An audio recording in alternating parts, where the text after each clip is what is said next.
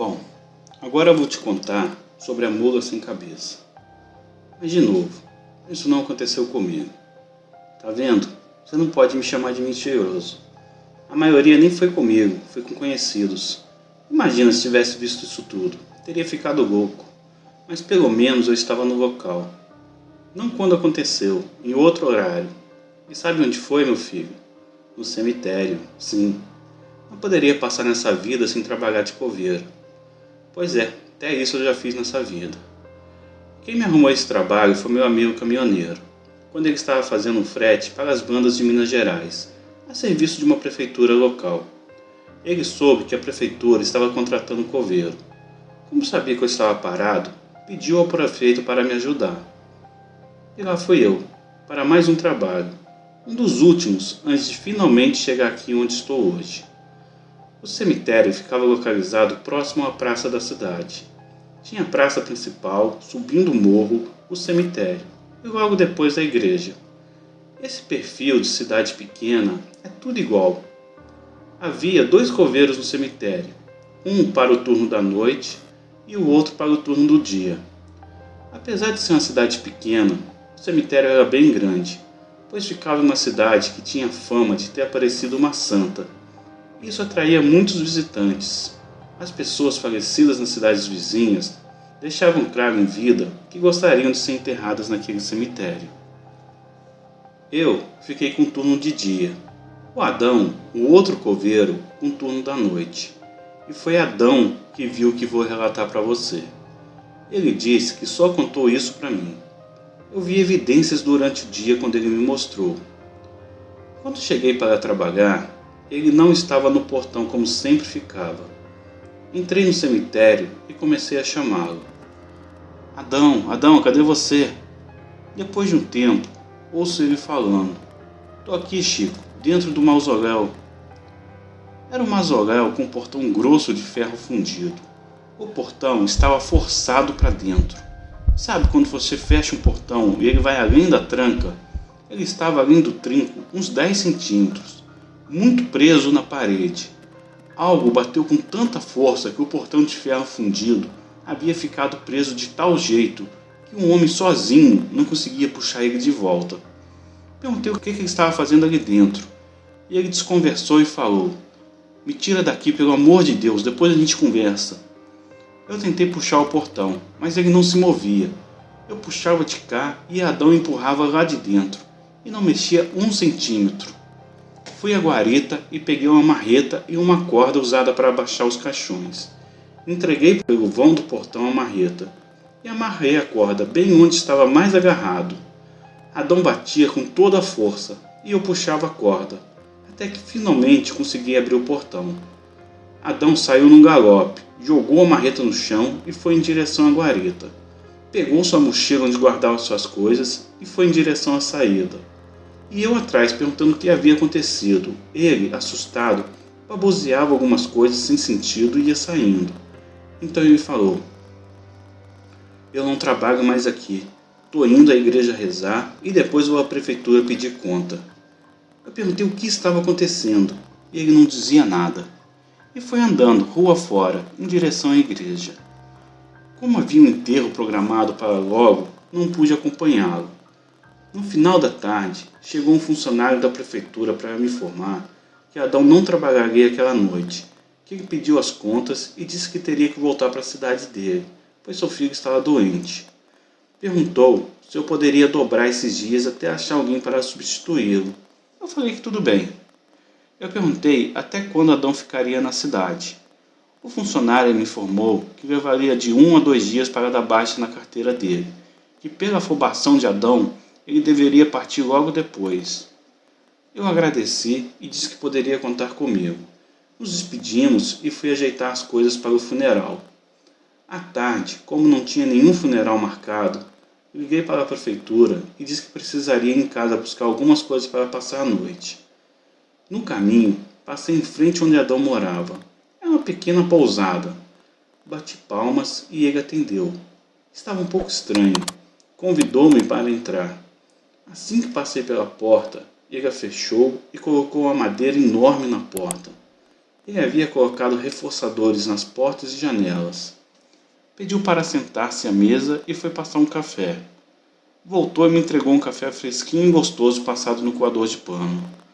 Depois de uma conversa rápida, e vendo que ele estava mais calmo com a minha presença, eu perguntei: "Então, amigo, o que aconteceu com você?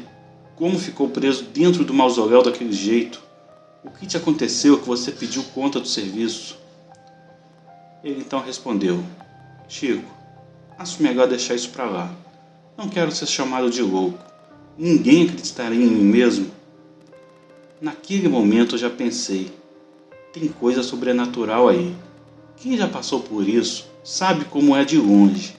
Então, já fui direto ao assunto. "Adão, meu amigo, ladrão eu sei que não foi, senão você tinha falado. Eu já imagino que seja. É algo de outro mundo, não é mesmo? Não precisa se acanhar. Eu também já vi. E não foi uma vez só não. Já vi até lobisomem se você quer saber.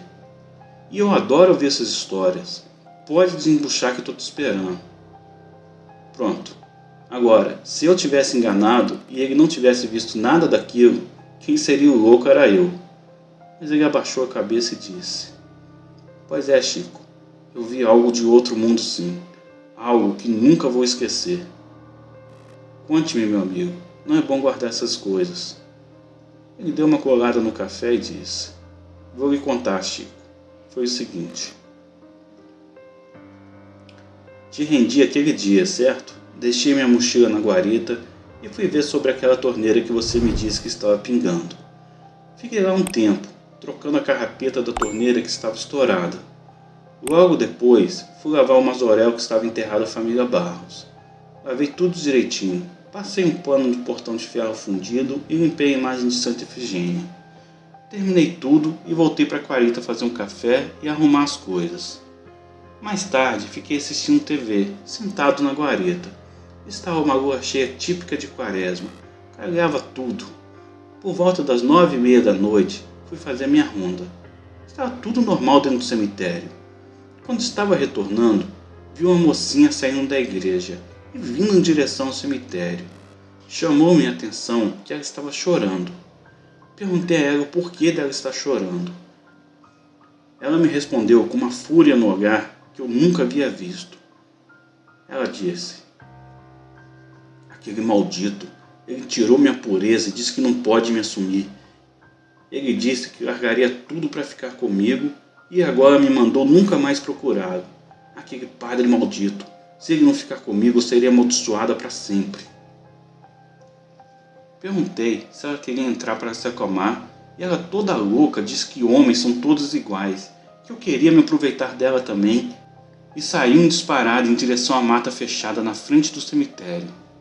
Eu entrei e fiquei pensando: tem algo aí. Veja bem, Silco, ela saiu da igreja chorando, disse essas coisas todas. Acho que ela estava de saliência com o padre. Deus me perdoe. E para confirmar mais ainda a minha surpresa, fiquei sabendo agorinha que o padre comunicou às beatas que está saindo da cidade. Me disseram que ele estava colocando as coisas no carro e que não ia esperar nem a aprovação de sua transferência. Eu então apenas consenti com a cabeça. E ele retornou: "Bem, depois disso, voltei para a guarita e fui ver minha novela, me preparar para tirar um cochilo antes da ronda da meia-noite. Ajeitei tudo, apaguei as luzes e a TV e fui descansar um pouco. Acordei com o despertador, às 11h55. Levantei, peguei a lanterna e fui para a ronda. Tudo normal. Quando estava retornando para a guarita, eu vi algo que eu nunca vou esquecer. Descendo a rua, uma mula sem a cabeça. Ela não estava pegando fogo. Era apenas uma mula, toda desengonçada, descendo a rua galopando, mas sem a cabeça. Na hora pensei que alguém havia cortado a cabeça do pobre animal e ele saiu correndo em desespero. Nem me passou na cabeça que se cortasse a cabeça dela, ela morreria na hora. Mas era mais fácil pensar que aconteceu isso do que eu estava diante de algo de um ser lendário. Mas logo eu iria ver que eu estava errado. E sim, estava diante de algo sobrenatural. Quando aquele bicho virou o pescoço em minha direção, saiu dele um relincho tenebroso. Instantaneamente, uma labareda de fogo saiu do seu pescoço. Seus cascos ficaram vermelhos como brasa, e veio em direção a mim. Bati o portão do cemitério e corri para dentro, me escondendo lá no mausoléu da família Barros. Fechei os grossos portões de ferro, colocando a corrente e cadeado. Me escondi atrás do túmulo, ficando abaixado. Ela não me viu entrar. Quando entrei, ainda estava empurrando o portão do cemitério. Pude ouvir aquilo percorrendo cada corredor do cemitério, com as pisadas dos cascos no chão de terra. Imaginei que, como estava escondido, não me acharia ali. Passaria direto e sumiria depois na escuridão. Me enganei. Na hora não me liguei como ela me achou. Só depois que lembrei do que já tinha ouvido falar desse ser. Quando ela estava passando na frente do portão, ela parou. Chico, o sangue congelou. Só pensava. Ela me viu. Eu vou morrer. Meu Deus, me acuda. Eu podia sentir o calor dela de onde estava. Aquilo ardia mais que o próprio inferno. De repente, ela começou a empurrar o portão com o corpo.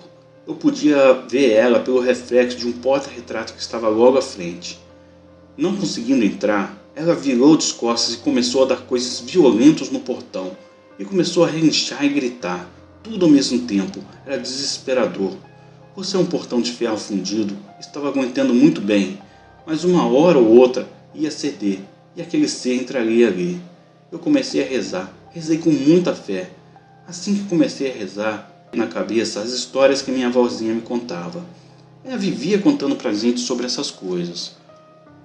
Quando ela me contou sobre a mula sem cabeça, ela já não estava muito lúcida.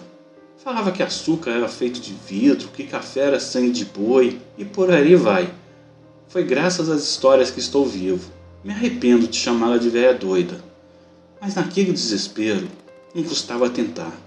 Ela dizia que a mula sem cabeça seguia pelas partes brancas do corpo, unhas, dentes e os brancos dos olhos. Então resolvi tentar. Coloquei as mãos nos bolsos, fechei os olhos e parei de rezar em voz baixa. Foi instantâneo. Na mesma hora ela parou as batidas. Pude ouvir ela virando novamente em direção ao mausoléu, como que me procurasse. Logo depois, ela deu umas 3 voltas em volta do mausoléu e pude ouvir ela galopando para fora do cemitério. Mas você acha que eu me mexi? Que nada, fiquei ali até o sol nascer. Me levantei e fui até o portão para tentar abrir, mas não consegui, estava emperrado. Então sentei e fiquei esperando você chegar, Chico. Foi isso que aconteceu. Então eu falei com ele. Meu Deus, Adão, que apuros você passou, meu amigo. Meu Deus, Adão, lobisomem, mula cabeça, tem de tudo nesse mundo. Pois é, Chico. E graças à minha vozinha, eu estou vivo hoje. Ela disse que tudo isso está na Bíblia, que é só saber interpretar que você verá tudo lá, mais claro que água de nascente. Ela me disse que lobisomens são cães de guerra do inferno, que Lúcifer está preparando seu exército para o Apocalipse, que todas essas criaturas fazem parte do exército do inferno, que as mulas sem cabeça são usadas pelos 4 cavaleiros do Apocalipse e seus subalternos mais próximos. Deus nos livre, Adão, só a misericórdia de Deus para nos salvar. Chico, minha avó disse que a mula, quando aparece, você só vê outra no mesmo lugar depois de 1 década. Mas eu não vou correr o risco. Vou-me embora daqui. Eu já pretendia ir mesmo, pois quero fazer um curso de segurança na capital. Mas isso que aconteceu acelerou meus planos. Também já ouvi essas histórias, Adão, da mula aparecer a cada 10 anos. Tenho por mim que foi essa garota que tu viu que é a mula. Acho que devido ao que o padre fez com ela, ela ficou brava contigo pensando que abusaria dela. Se você não tivesse conversado com ela, ela não teria te atacado. Agora já deve estar longe. Vou pegar uma fita isolante e enfaixar minhas unhas, caso ela apareça, e seguir o que você me contou, mas tenho certeza que não vai aparecer de novo. Chico, também acho que não. Conversamos por mais algum tempo e nos despedimos. Passei em casa e peguei as coisas que precisaria. Resumindo, voltei para o cemitério e foi tudo tranquilo como imaginava. Mas acredito em Adão, pois tem no fato do portão que estava forçado para dentro, quando o encontrei, e vi algumas marcas de casco no chão do cemitério. Ele não teria por que mentir. Depois de um tempo, saí de lá também. Trabalhei em mais alguns lugares, até finalmente vir para cá. Conversei com o dono daqui e fiz a proposta de colocar os cavalos. Seria bom para ele, pois ele não teria trabalho com isso e valorizaria o hotel. E cá estou eu desde então. Eu falei: muito boa essa história, São Francisco. Realmente o Adão passou por uma situação bem complicada. Pois é, meu filho, mas isso não foi nada perto do que eu vou te contar agora. E ó, esse foi comigo, e foi aqui pertinho, na estrada que liga essa cidade à próxima. E foi de novo com um lobisomem. Este foi o último caso que aconteceu comigo, e nenhum conhecido me contou mais nada. Então, esse é o último relato que vou te contar. Foi assim: